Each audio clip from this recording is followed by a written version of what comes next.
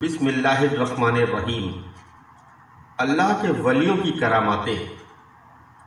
اللہ تعالیٰ نے اپنے بندوں کی ہدایت کے لیے دنیا میں ہزاروں نبی و رسول بھیجے۔ الگ الگ قوموں کی طرح الگ الگ زمانوں میں الگ الگ نبی تشریف لائے۔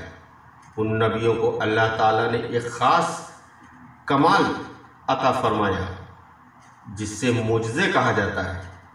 ان سبھی نبیوں رسولوں کو دیکھ کر یا کہیں کہ ان کی ہدایتوں اور نصیحتوں کو سن کر الگ الگ زمانے میں کافی لوگ ایمان لائے، اور کافی لوگ ایسے بھی تھے جو معجزہ دیکھ کر بھی ایمان نہ لائے۔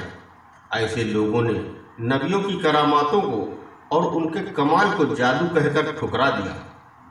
ایسے لوگوں نے ایک خدا کو ماننے سے انکار کر دیا اور نبیوں اور رسولوں کی بتائی نصیحتوں کو نہیں مانا۔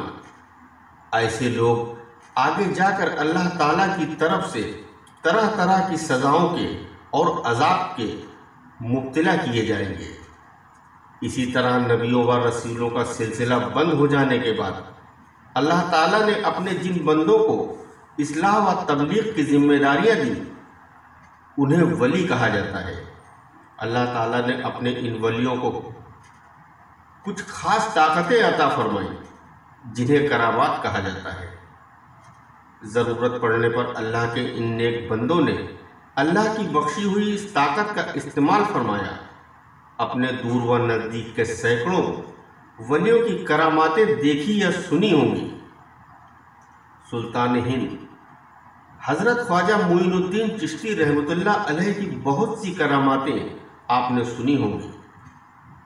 آپ اپنے پیارے رسول کے فرمان کے مطابق تبلیغ و اصلاح کے لیے ہندوستان تشریف لائے اور اجمیر کو اپنا تبلیغ مرکز بنایا۔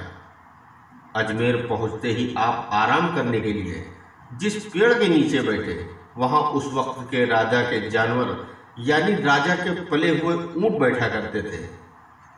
راجا کے سپاہیوں نے جب آپ کو بیٹھے دیکھا تو راجا کے سپاہیوں نے آپ سے کہا، یہاں سے اٹھ جاؤ، یہاں ہمارے راجا کے اونٹ بیٹھا کرتے ہیں۔ آپ حضرت خواجہ معین الدین چشتی رحمۃ اللہ علیہ نے فرمایا، اونٹ تو کہیں پر بھی بیٹھ سکتے ہیں۔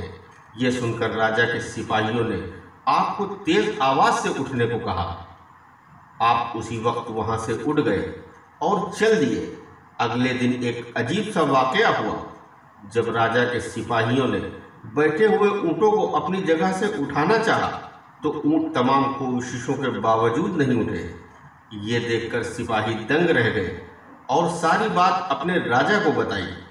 راجا نے سپاہیوں کو حضرت خواجہ معین الدین چشتی رحمۃ اللہ علیہ سے معافی مانگنے کو کہا اور کہا کہ انہیں ڈھونڈو، ان سے معافی مانگو۔ راجا نے ایسا کہتے ہوئے سپاہی اپنے حضرت خواجہ معین الدین چشتی رحمۃ اللہ علیہ کو ڈھونڈ کر آپ سے ان کے لیے برتاؤ کی معافی مانگی۔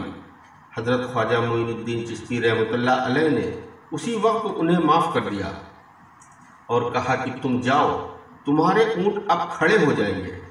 سپاہیوں نے جب واپس آ کر اونٹ کو اٹھانا چاہا تو اونٹ آسانی سے اٹھ گئے۔ سبحان اللہ، یہ ہے اللہ کے ولی خواجہ معین الدین چشتی رحمۃ اللہ علیہ کا مرتبہ۔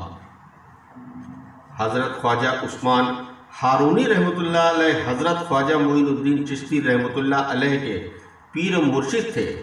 یہ وہی بزرگ ہیں جن کی خدمت میں ہمارے خواجہ معین الدین چشتی رحمۃ اللہ علیہ نے اپنی جوانی کے 20 سال گزارے۔